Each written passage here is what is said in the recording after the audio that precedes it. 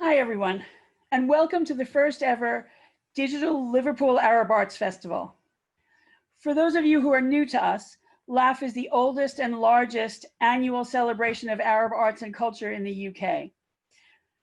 We were first conceived and produced by members of the Liverpool Arab community, and we've maintained those close ties while growing to a 10-day event with international artists and audiences.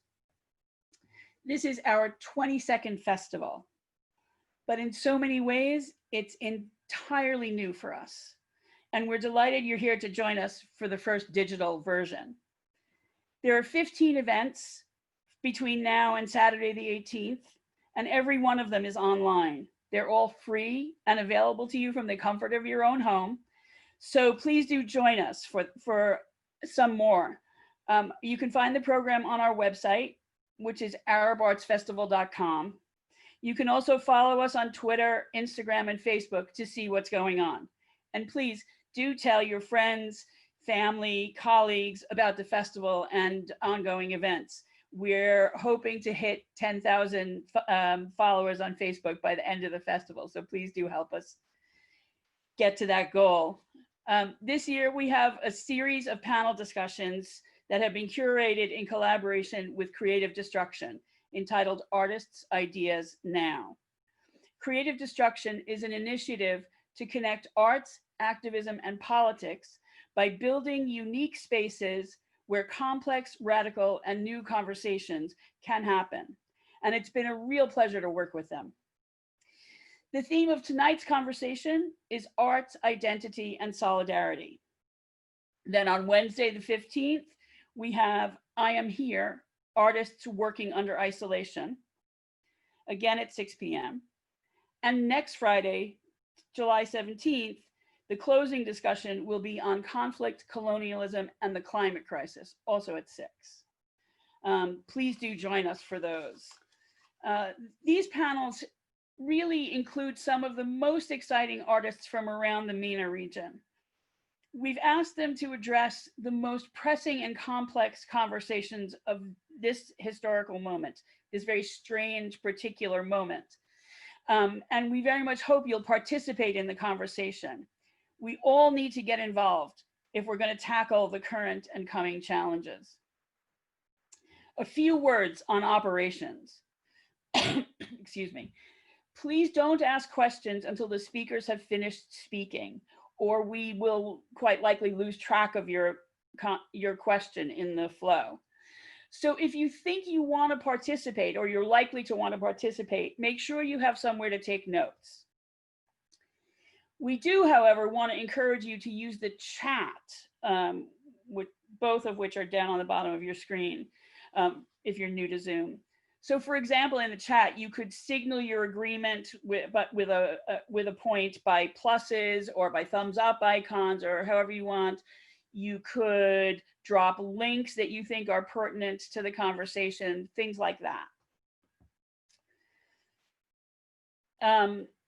Of course, please refrain from any personal attacks, inappropriate language, or divisive comments. LAF works to create positive conversations in everything we do. We love critique, but negativity is just not on our menu. One last thing, but I have to say it's hardly the least important. If you're enjoying this or any of our free digital events, please donate to LAF. This year has been genuinely brutally difficult for artists. And 100% of the money that we raise from your donations will go to commissioning artists for our 2021 festival. You'll be helping artists recover from the challenges of 2020, so please do give generously. There's a link on our website, arabartsfestival.com, and on our social media. On behalf of LAF, Creative Destruction, and tonight's speakers, I want to thank you for coming to this event. And with that, I'll turn the proceedings over to tonight's facilitator, Shereen Zoumot. Hello, everyone. Hi, my name is Shireen. I go by the pronoun of her or she. I was born and raised in Amman, Jordan. I'm a theater maker, performer, actress, and facilitator. I usually work with women and youth, but I mostly focus on queer and on queer and LGBT individuals. I happen to use a lot of multimedia in my work. Last year, I was lucky to get a scholarship from Achieving Awards to finish my MA at the Goldsmiths University. The past week during my preparation for this panel, I had the chance to meet amazing two artists and fighters who I am continuously amazed by their resilience and whom I sharing the panel with tonight. We have Fidaa Zidan and Tewa Barnosa. Fidaa Zidan also goes by the pronoun her or she, is a Palestinian theater and film actress and writer. She was born in a village in Beit Jan in Galil region in Palestine, and she's currently living in Haifa. She received her BA in social theater from Haifa University and her MFA in Tel Aviv University. One of her recent powerful work is The Last Day of Spring, which is a monodrama written and performed by Fida and directed by Siwar Awad.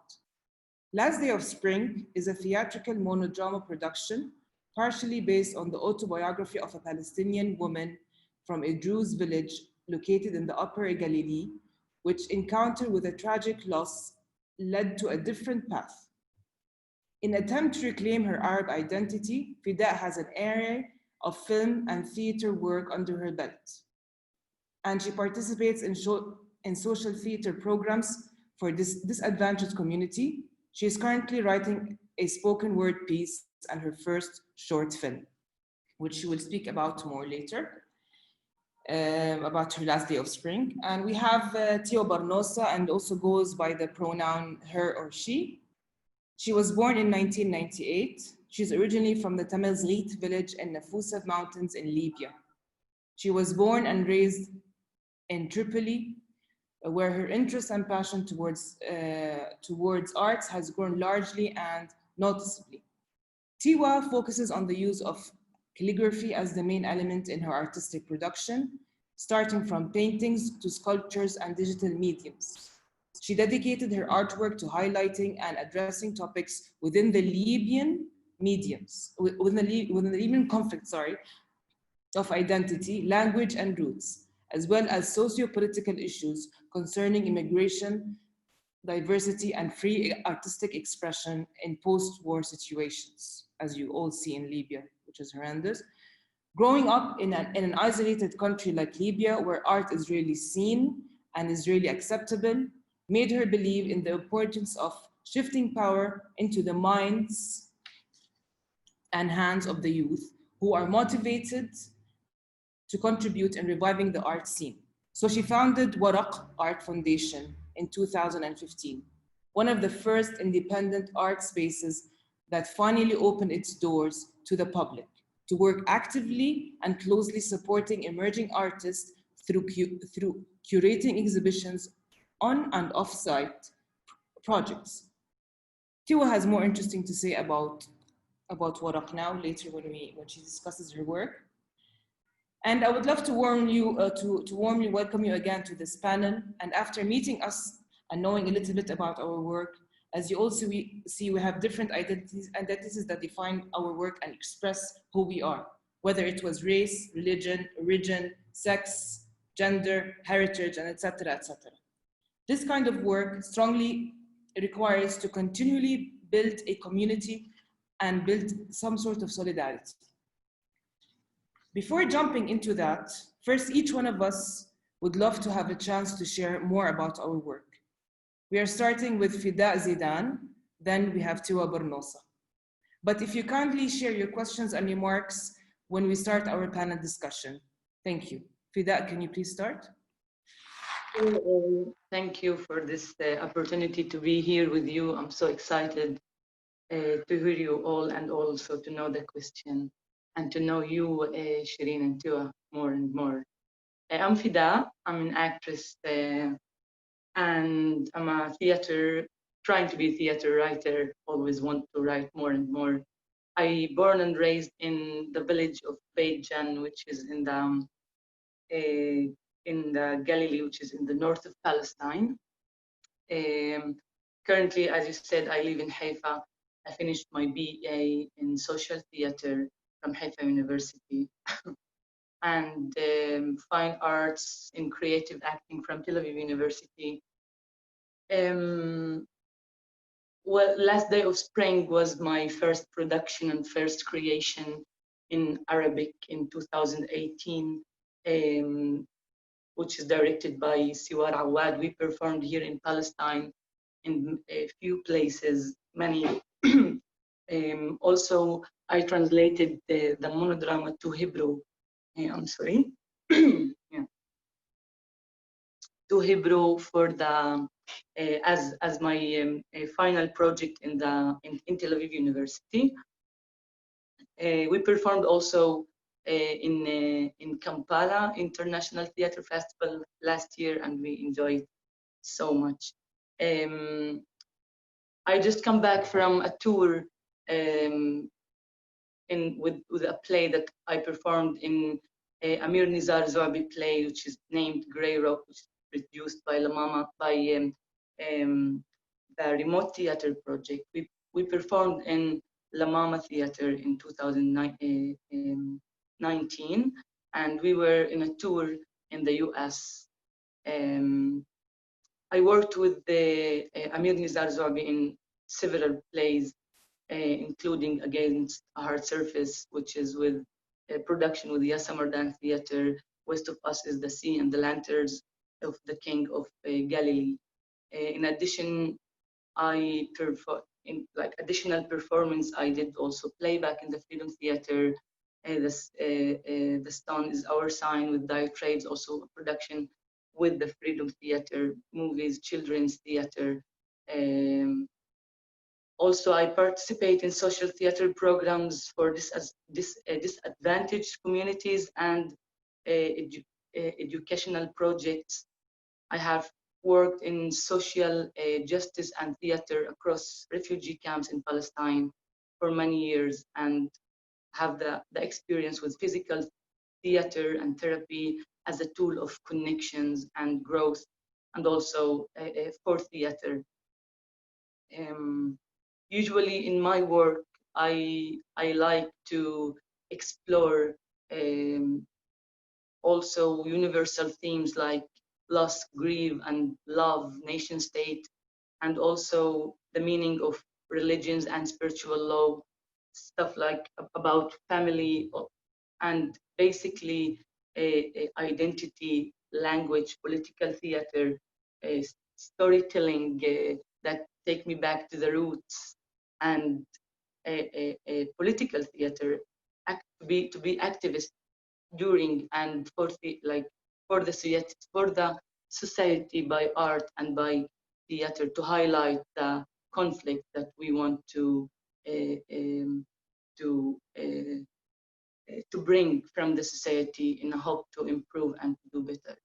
So this is in general. I can talk more and more with you. Thank you so much for that, for the wonderful introduction. And I would like to give the floor to Tiwa, if you're ready. For sure. Thank you both. Thank you, Fida and Shireen, and Lorraine as well for the translation. It's so interesting to hear both about your work.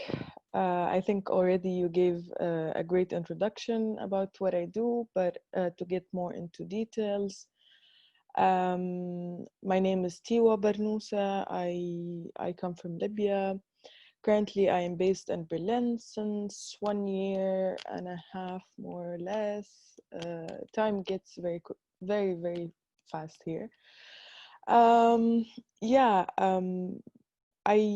began being very active in the arts and culture since I would say a very young age. It was 2013, 2014. There was many things happening in the Libyan context, a civil war in Tripoli, many brutal stuff going on. And I think for that, it allowed me to explore and navigate different ways of how to be active in the arts and where to find my way exactly. So I was, since then and until now, experimenting with many things at a time, whether through my artistic practice as an independent artist or my social culture work as part of Waraq. They were always very, like goes in two parallel lines together. I never went into an art school. Like I went to in Libya for some time, but the fact that I didn't had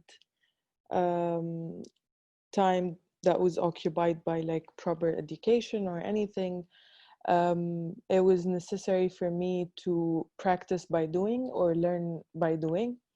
And this is why, in the first place, I started Waraq Art Foundation. It was 2015. In 2016, we opened the space in Tripoli. When I was starting that as well, I was practicing at the time calligraphy as one of the main elements for my work. It was mostly trying to tackle the issues that were happening in Libya and trying to highlight the civil war, the conflict, the many aspects of it, if it's either our lives as Libyans being in Libya or many issues such as the migration, the identity issues, so several things at the same time. This was reflected on my work individually, but also on what I do through Waraq. And I started Waraq, as I told you, in 2016. We opened a space, and since then, we worked a lot with emerging artists and the young community of artists and creatives in Tripoli specifically. It was a space to organize exhibitions and gatherings and meet, discuss issues that concerns us in an artistic way and have more of this creative dialogue to come up with projects. It was really hard and brutal at the time, coming out of the conflict and the lack of the fundings, the lack of the culture ecosystem in general in Libya. It was still new. Also, I was like very young. I didn't know what to do at all. Then later, the space also was shut down because of security attacks and a few threats. And this is like, it happens a lot in the context of being active in the culture sector in Tripoli, but also because the space was mixed and it was oriented for young people in the first place, so it was more of like this suspicious thing. Until now, we are still running as Waraq Foundation. The projects that we're doing at the moment is mainly tackling issues of documentation as well. As you know, Libya is one of the countries that is like really rarely spoken about. Like everybody knows that there's a civil war, but there are never insights, there are never actual stories coming from Libyans. And I believe that, you know, if the conflict, what is happening, and the stories of people are not documented artistically, this war will be forgotten and it will be denied. It will be discriminated as we see right now. So we're trying to focus on documentation, specific histories, socio-political issues. We've been working in the last year and also now on registering ourselves in Berlin and relocating to Berlin, because Berlin is also becoming this hub for non-Western art.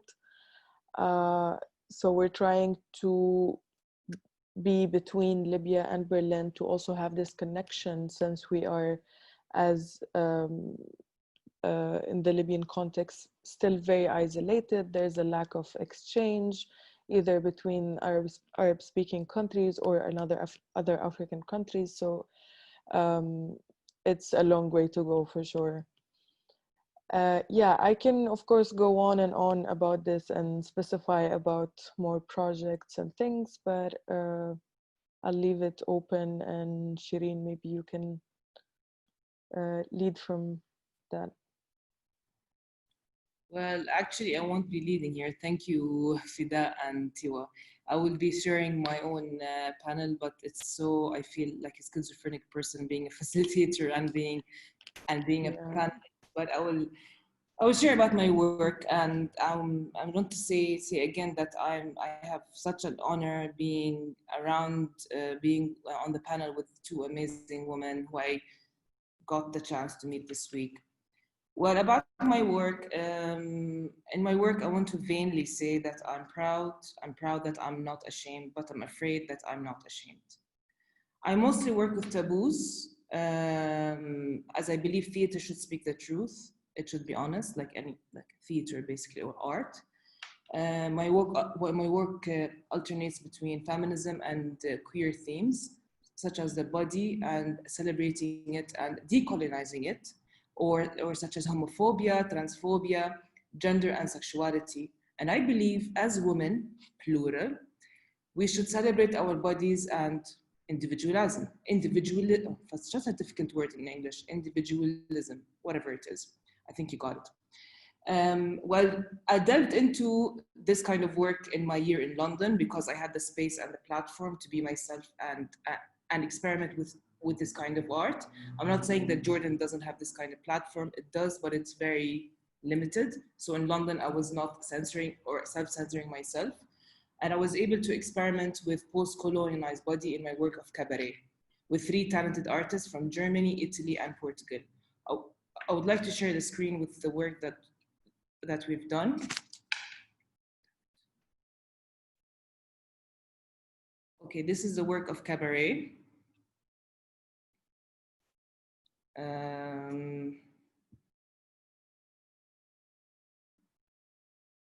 Okay.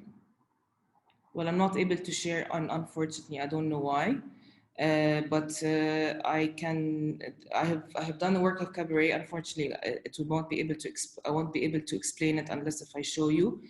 So I won't be able to share. So basically, the work of cabaret, we were able to subvert and manipulate the female existence according to the normalized prevailing male gaze. And we wanted to challenge the negative stereotype surrounding women through subversive mimicry that enacts our refusal through humor. Well, the courage I gained from my teammates was the most important thing because I was able to perform nude. And we were able to perform this kind of burlesque, naughty, sassy scene just to show the male gaze, and it was some sort of a red bislicked frame, having this kind of poses, and that was the cabaret work of cabaret. And one of the recent work I've done, which is the work that it's called my deviant chubby body, where I was able to project my work on a painting that was done by a talented young artist, and it was part of my nude body projected on the painting. And in this work, I was trying to talk about body shaming, self-image, and fat phobia, and this kind of environment that they create for women, that this unsafe environment that they create for women in the Jordanian society. In my work, I want to try to celebrate the beauty and complexity of a female body. As a photographer, during the photo shoot, she said, "I feel like I'm working with a Greek sculptor. I'm enjoying it so much." So this was actually this kind of solidarity from the woman I work with. The feminist woman gave me a lot of power to actually be myself, be nude in front of the camera, and be strong and be present. In addition to that, I work with a lot of queer themes. I'm working on a performance called, it's a storytelling performance. It's called Angels Don't Crave Cigarettes. And it's based on a Jordanian queer woman's stories, as I said. And I collected stories from different women who are queer, and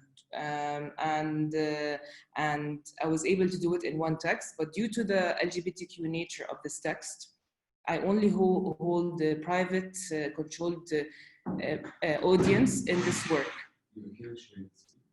It's not working. Okay. And in addition to holding, the discussion with the audience towards sharing the stories, they were sharing the stories, and they were able to tell the stories to the audience after it. And after this, I hold workshops for women to share their stories based on this performance. So that's about it. Thank you so much. And now I would like to open the panel discussion between me, Tiwa, and Fida, between the three of us.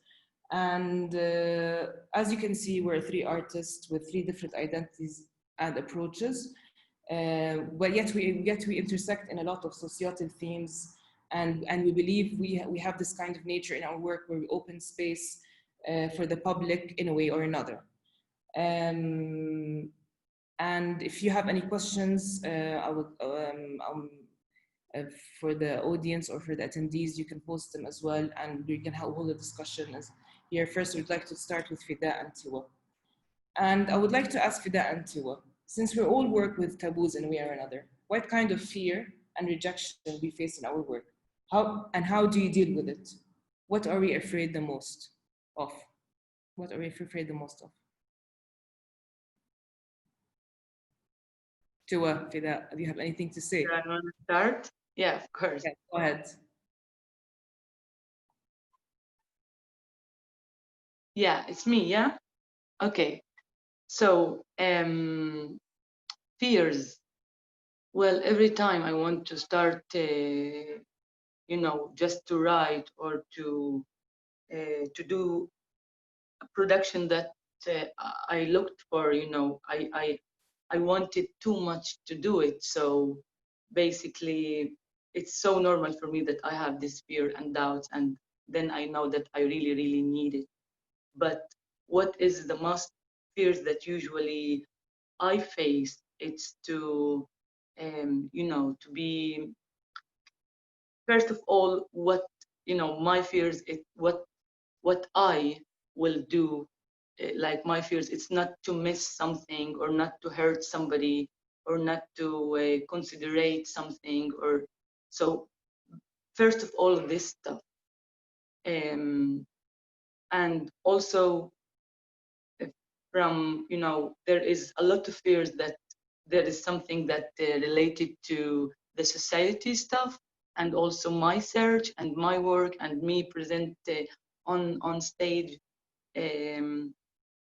For example, when I started to write my monodrama, the Last Day of Spring, which is based on my autobiography, which is mean that it will take a sensitive subject, maybe for somebody in my village, for example. I'm from a Druze village, Bejan village, and in the Last Day of Spring, we talk about basically about the loss and the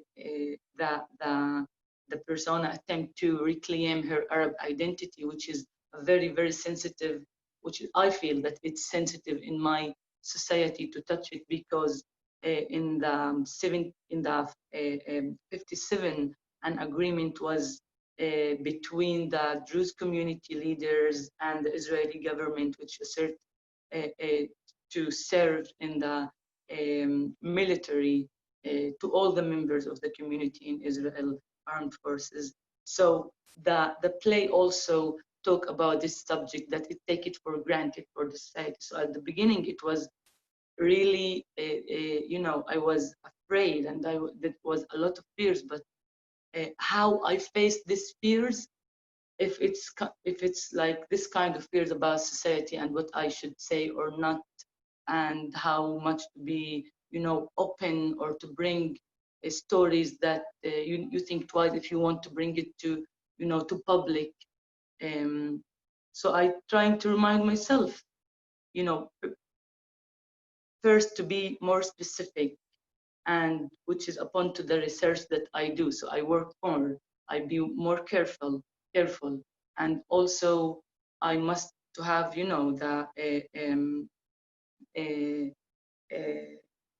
the power and how we say it, شجاعة, come on, I forget it now. So Courage.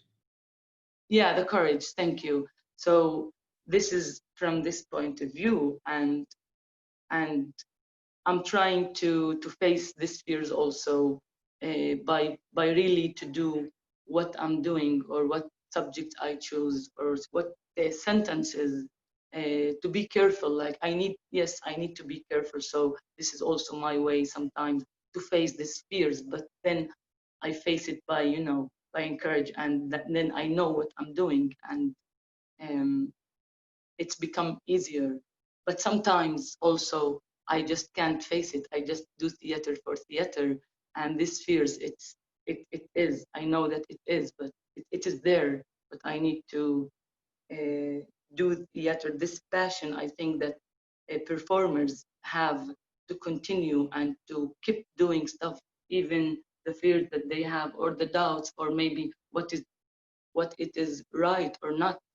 But the need to perform and to like I'm talking about, about myself, the need to perform and to bring these issues or subjects or titles to the stage, it's always more powerful. That makes me do it. Yeah. Thank you, Fida, so much. I think we can jump to the next question, Tiwa, or unless you have something to say, Tiwa? Yeah, I can agree with Fida on many things of what you said. I think that self-censorship as well as the artist's own demons in a way. And then, of course, it's multi-layered because this censorship we put on ourselves, it's also a result of what society has done, and what society decides. It's either right or wrong, as you said, and it's also a form of trying to avoid with each work or production, like, oh, what if it even gets rephrased? What if it gets framed in another context or taken out of context, and like, sort of like the concept or the thing that you were trying to say through the work, through the piece that you're doing, sort of gets taken away. So this is for sure like one of the main threats that I also see faces our work, whether individual artistic work or also like from a cultural, institutional, collective aspect. I am aware of the timing, so I'll add one more thing that actually personally like threatens how I think of art and how I work in the art, which is selective solidarity. And it's very toxic in a personal level, and an artistic level, in a cultural level. And it's like there's always, for example, there are always these trends or boxes that you need to check in order to get your thing or your project presented. This is one example of selective solidarity, but also it's very present in our societies that we're like showing solidarity to this case or to a specific statement, but not to this. And usually like the reasons are not clear why, and sometimes you feel like, but this is actually not fair. So how do we tackle that and how we work on it? And I'm aware that also like this selective solidarity and how much is a big threat for me personally. Like it's linked to that I really don't want to give up sometimes. Like I still want to hold on to the things that I do, to like what I have to offer from like spaces or projects or production. But then this aspect gives like more of a threat and an ongoing basis. It never ends actually. Sometimes it's like a roller coaster of ups and downs. Thank you, Tiwa. And I'd like to add something else is about, we talked about this during our discussions, is about living a double life, and it leads us to live a double life, for example, using a pseudonym, and it's hard to find where do you belong. You're an outsider or an insider. So this is how we work with taboos, by hiding our identity in our work when we are with family or with the public, and then then unraveling our identity when we talk about our work. So this kind of weird combination of living our lives. There's something that comes up about presenting our work to the public sphere, which is the bigger sphere, which is not only in the MENA region, which is in the bigger region, which is Europe, since UK is out of Europe, UK, US, Canada, Australia, New Zealand, etc., etc. And there's a saying that I was inspired from or by Fida's work, and excuse me for using a swear here. The saying is, I don't give a shit of how exotic I am to you. So this is something I really resonate with. And in my work, because if I was able to show you my work, you would understand more. But because I show a lot of body and a lot of exhibitionism in my work, and I say that, but you would say, you are so brave, such an Arab woman. You talk about your queer identity. You present your body as your naked body. It's amazing. How do you defy the norms and everything? It's true, but I don't like to be perceived as the victim. And people say, so some people say, and when I have discussions about the angels don't crave cigarettes, the discussions I have about the queer stories, about the women queer stories, I'm so sorry that you queer women feel like this in Jordan. We really, if you need anything, tell us. It's amazing, but this is not kind of solidarity that we actually need. So we'll talk about solidarity later on. And in that sphere, or in that discussion, I would like to invite Tiwa and Fida to talk about this, because we had a lot of heated discussions about these. So if you dive in, either Tiwa or Fida, or actually both of you, we can do it. We can have a discussion. Tiwa, Fida. Tiwa, please go ahead. You want. That's a long topic. A heated one. Yes. I think once we speak about the double life we have to live, and also how I think I'm more aware of that now I'm in Europe, and how anything that we say, it's always exotic. And this is like, I didn't mean to either entertain you or make you feel better about yourself by saying, yeah, I'm sorry, this is happening. And this is usually the case, once you speak about your work, once you speak about the context of where you grew up, or like specific traditions, specific lifestyles, or whatever you name it, it's always like, this sort of, and it's disturbing, I would say, on a personal level. But then taking it from a larger level, I think I don't know how it would change exactly, but I'm not sure even if like I wanted to change, right? I don't think that it's our responsibility as artists or culture activists, for example, to change the perspective the West sees the South, or I don't know if it makes sense here. Like, yeah, for example, like usually when I speak also about like Libya through my work, or like define specific statements that, hey, for example, I am not an Arab, I am Tamazight, and I don't feel comfortable being labeled as Arab, because it's just not who I am. It's a culture that I grew up with, but it's not my mother tongue language, for example. I always get like this also reactions that, I didn't know, you're like, this sort of like also labeling or victimizing the roles of what we want to say and what do we want to deliver as well. I don't know, Fida, if you see it the same way. Since Yes, yes, thank you, Tewa. Of course, I also, I know these feelings of to be,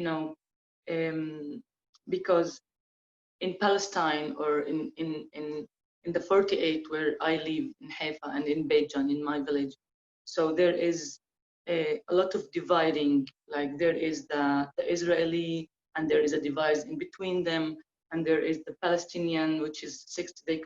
They consider the 67 as a Palestinian and 48 as Israel, but we in the 48 we consider, like a lot of Arabs considers themselves as a Palestinian who lives in Israel, but also in this Palestinian, in the 48er we call ourselves 48ers. So there is also there is Arab and Muslim, Christian, and Druze, but this so we always, and I mentioned this name, I said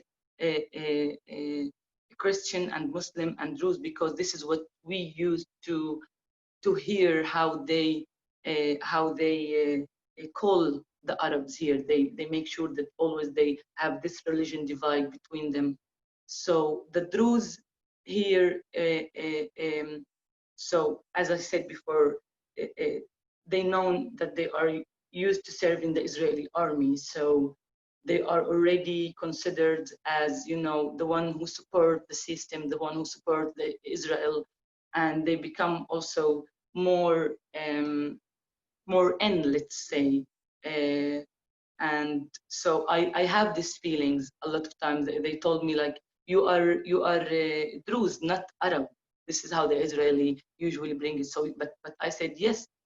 I mean, no, sorry. I'm an Arab Druze. So it's not two different things, but it make this separation so they can divide first of all, but also meanwhile they work, on the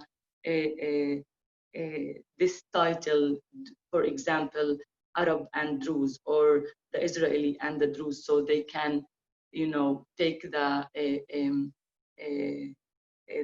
attention, or also it's kind of working on the identity of the Druze to be not Arab and more Israeli. So I just wanted to say also about like that you mentioned, Shireen, few stuff, but first Tiwa, yes, I feel I feel what you talk about when people just come and think who you are and not really ask um, about double life and about to be in, to be out, and that this sentences that you mentioned, Shireen, about double life, as a woman, like in general, Arab women who coming from a villages, let's say, or from a conservative communities, when they go out to study, so they discover, or they know another life, which is very normal to anyone, any human being that go out from his family safety and start to discover the world. And then because of this knowledge that women, the Arab women, start, to have, and this um, when they go out and study and they discover and they see, they development, they develop their personality, their knowledge, and then they go back to the village to certain traditionals that maybe they don't believe, or they can see that it's not fair, it's not right, it must be something else, but they can't be what they think that they are. They can't express themselves in their society because it's conservative. So it's immediately take this experience to one reaction, which is uh, you become have the visible identity and the identity that you want to cover.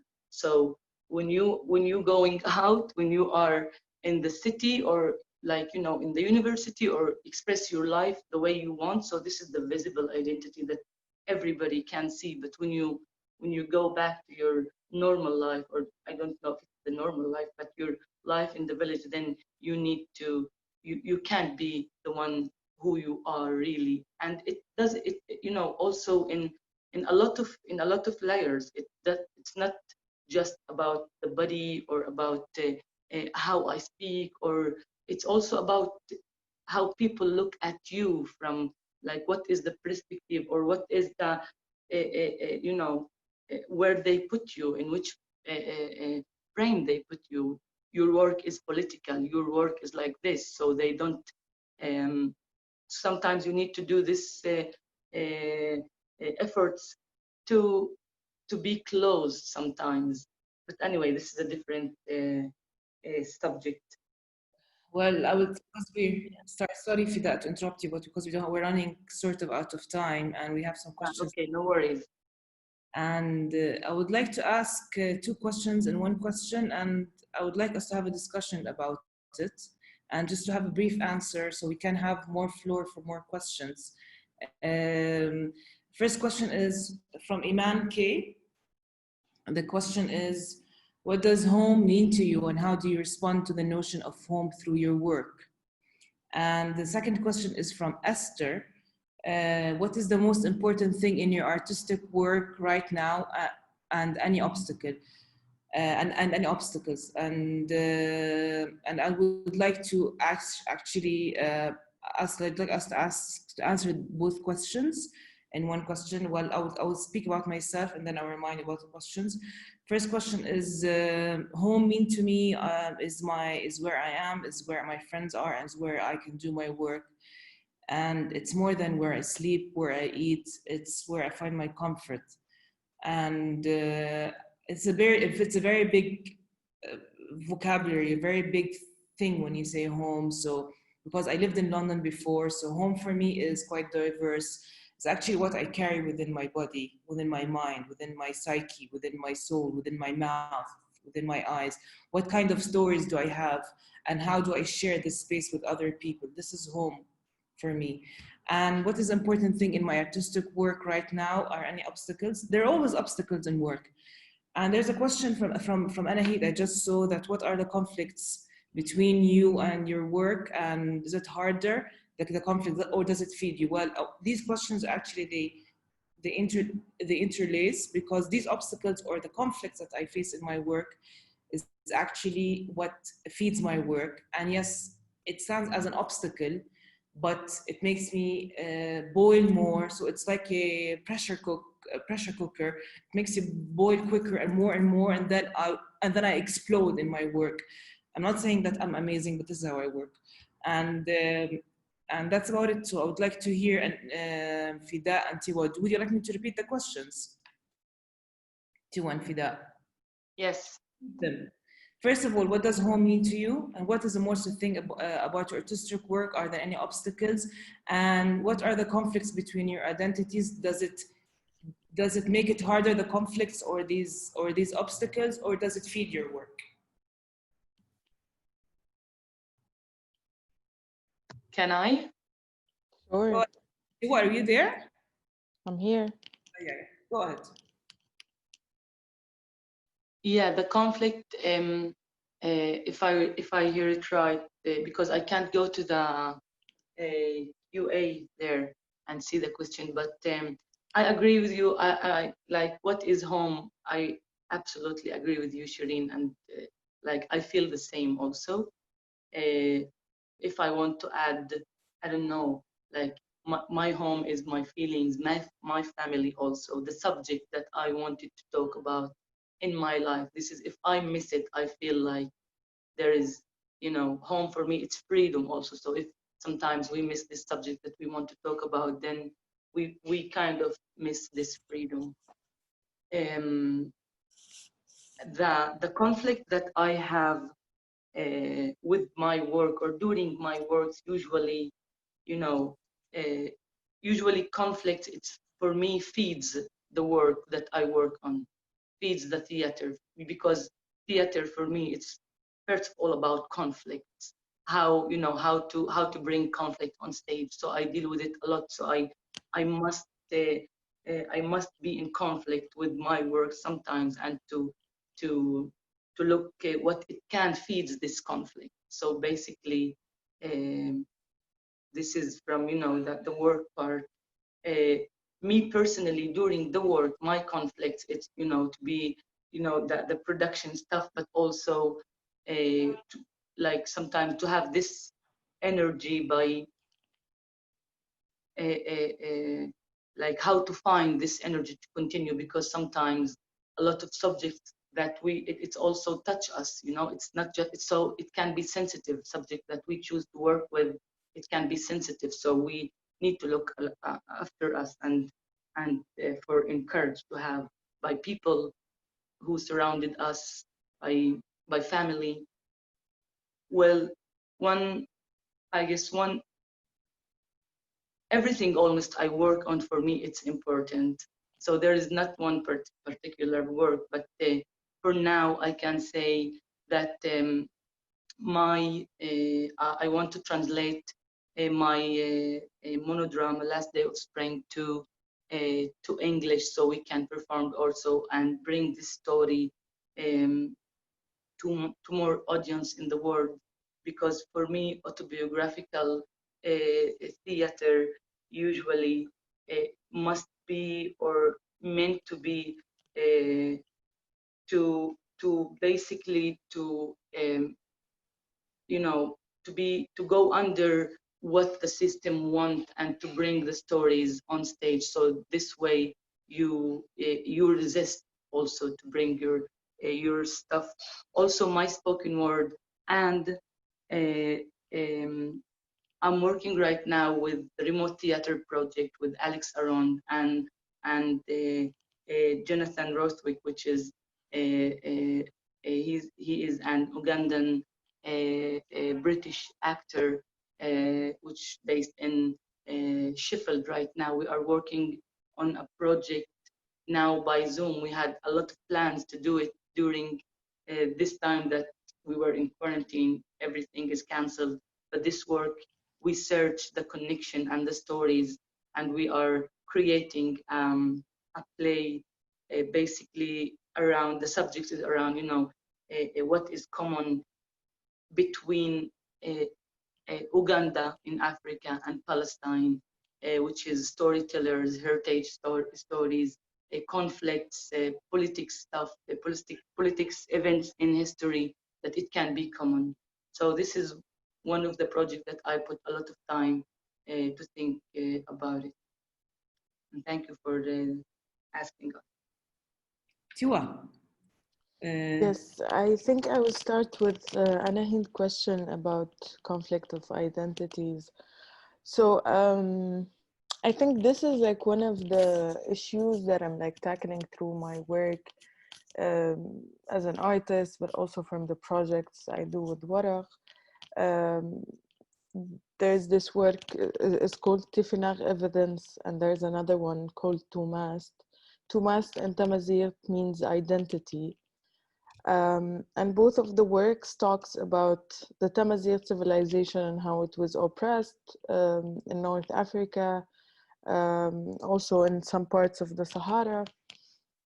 So this is a topic that I feel like in a regular basis I'm like confronted with, because I'm living in Berlin. I am always automatically being labeled as an Arab Libyan, but I don't see myself as that. I am an African Libyan, and that's all. And it doesn't have to be one erasing the other. But I also grew up on this Arab culture that I really love and admire, and like it's so inspiring for me, and I've learned a lot from. In the same way, I am aware of my Tamazight identity and how it contributes to shaping the work that I do as well. This leads me to a lot of conflict in my work. Also, we spoke about the threats earlier and how a lot is being rephrased, a lot is being put out of context. So like this is one of the obstacles, that it's always put like out of context, either from the society or from like in the cultural spheres in general. For example, one of the things that I always see that it is like for somebody from Libya, for example, right? We are always seen as part of the Arab world, but in another cultural sphere, it's all. I feel like there's always, geographic-wise, there's this separation between North Africa and the rest of Africa because it's related to Arabization and forced Arabization, as an example. And this sort of contributes to a lack of communication, a lack of exchange between different aspects of my work and where it's being represented, who is the audience being showed to. The second question about what home is, I think this is a process that I haven't figured out yet. I would say that since like 1.5 years, I really don't know what home is. It's still linked to a place that is like constantly being bombed or under shelling, and the idea of like not having this privilege to go back home, it's kind of very triggering, very yeah, it's a very sensitive topic, the topic of home and what home is, especially like if you leave your geographic home or the roots that you came from in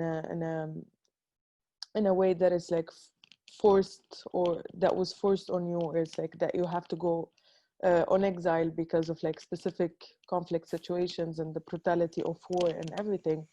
So it's a topic that is like very sensitive somehow, but it's actually something that reflects my work a lot.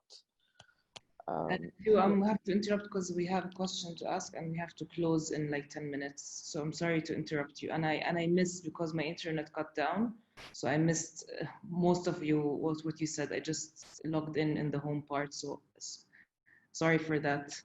No worries. So I need to interrupt you and ask a question that opens the floor, and unless if someone of the audience has any question to ask, it's going once, going twice. Okay, now we have a question now. I think there's a question. No, it's not a question. It's a remark from Iman. Thank you so much, Iman. And she was saying, thank you for your answers. It's interesting hearing different perspectives to such a complex thing. Thank you, Iman.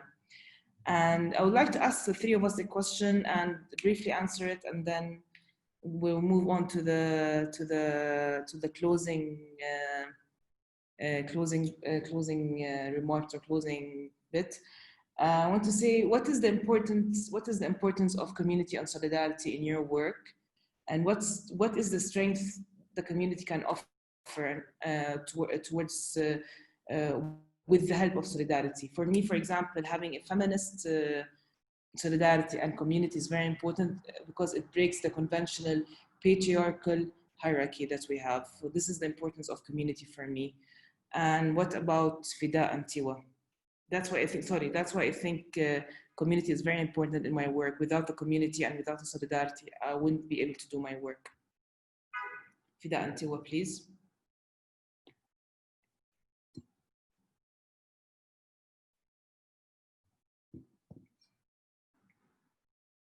Tiwa? Go ahead. Yeah, can you repeat it, please? I know. Yeah. What is the importance of community and solidarity in your work? What is the strength that the community and solidarity offer you with?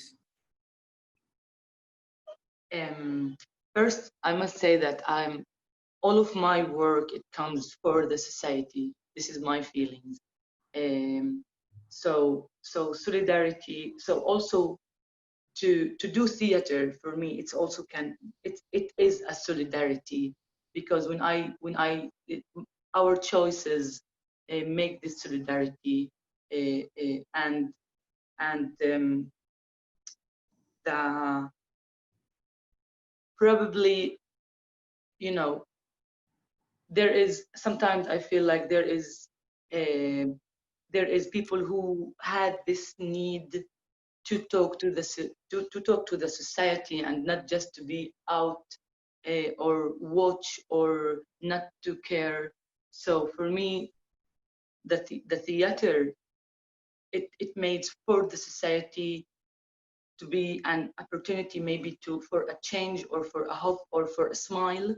It can be, but also uh, I need this, like, as an actress, I need the solidarity also from the audience or from the society, the support. It can also the you know, basically when I probably I guess I answer it. I just want to repeat the stuff, so you can go ahead with. Yeah, I'm sorry. Yeah. I'm sorry, but you have less than a minute.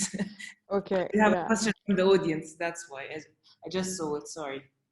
Yeah, I think it's the same answer for me, almost. Most of the works that I do with Waraq mainly relies on the community, and without it, it wouldn't be like achieving any of the impact it hopes for. In 2018, after our space was shut down, we organized most of the activities, the exhibitions, film screenings, everything in public spaces in the old city of Tripoli. So this allowed us to engage a lot with the community, like be surrounded by them, having their support, the support of the children. And it changes a lot from, like, one example is that when we started this project, and it was for 3 months, it was called Art Out. The children were like saying, get out of our streets, and they were throwing rocks at us and, like, you know, being naughty and everything. After 3 months, they started helping out. They started like being so engaged in almost every little detail and aspect of the work and the exhibitions presented. So it changes a lot of perspectives for them as well, and also for us, people working in the arts, whether like visual arts, theater, whatever it is. I think without the community, nothing is really happening. Okay. Are you done, Tiwa? Yeah, let's make it short. Yeah. I'm going to combine two questions, and so we can close our questions because we only have 6 minutes. The question is, first of all, it's from Ruthless. What are your hopes, needs for the future? And if you can name one act of solidarity that you would ask from the audience or from the public. For me, needs and hopes for the future, well, this is a big question. I really don't know. But I just want us to have, I know, but I don't know how to answer it very briefly. But I just want us to have more chances for artists, for women artists, and especially artists of color, like women of color, and to give us more money. And another question is, and another thing about the community and about an act of solidarity, I wish if when you're done from this Q&A or when you're done watching this Zoom panel, if you see anyone you feel that is rejected because of their identity, whether sexual, gender, race, heritage, just go towards them, give them a hug and tell them I love you. And this is the most important thing to me, if you can do an act of solidarity. I'm sorry, Ala, we cannot answer your question. So Ala. And I would like Tiwa and Fida to answer, please.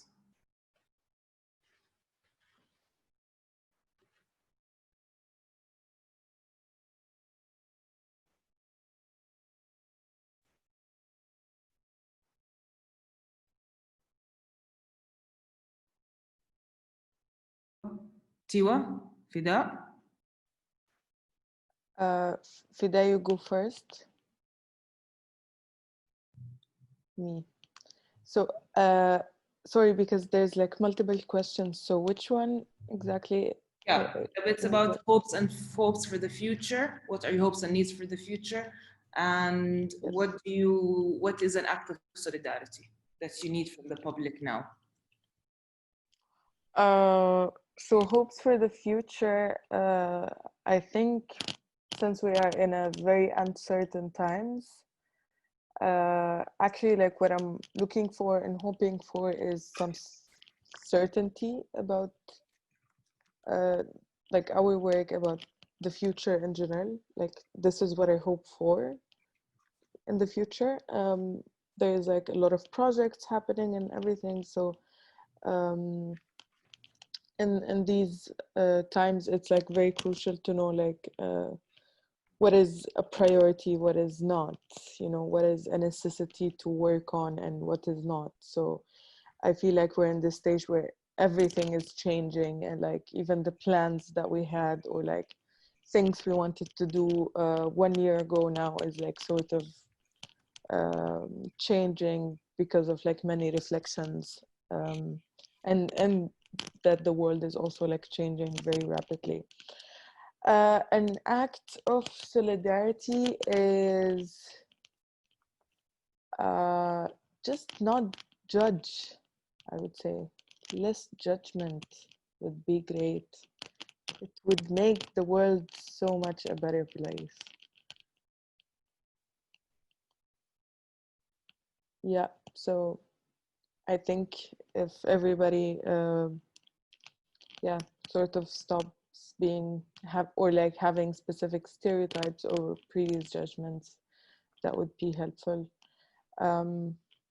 Fida, maybe you can. Yeah, basically, I want to joining your answers, Tiwa and Shireen, and maybe one more thing just to add. I just what my expectation from or my hope from the future, so my or our project can I don't know come true. It's just so I hope that the world will. I don't want to go back.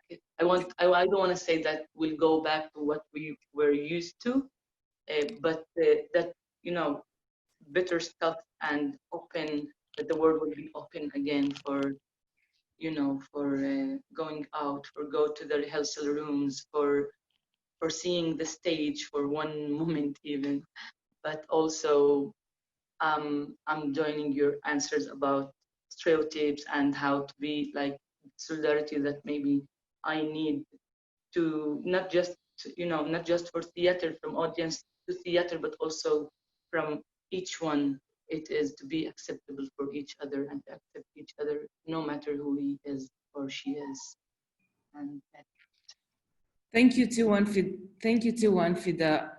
I just want to say that I think we closed up on something and we talked about it, which is, I think for me and for the three of us, I think love is a very dominant feeling here. And I think love should be spread among what we need and what we need for solidarity, which helps with which helps with preconceived judgment and homophobia and opening spaces. So I just want to thank you, Fida and Tiwa, for this wonderful panel. It was pretty challenging on the Zoom. I was going crazy with it, but it was fine. And I just want to say thank you for the Liverpool Arab Arts Festival people who worked about. I'm not going to name each one of them. And thank you for Lauren for the wonderful interpretation. And I would like to give the floor to Anahid and give the floor to Anahid. And thank you. And please follow us on Twitter or Tiwa has a website. And have a wonderful evening. thank you. Thank you all. That was a fantastic panel. I really appreciate that you were able to be here and willing to give us your time and your thoughts. It was really terrific. And I feel confident that I can speak on behalf of the whole audience to thank you for that.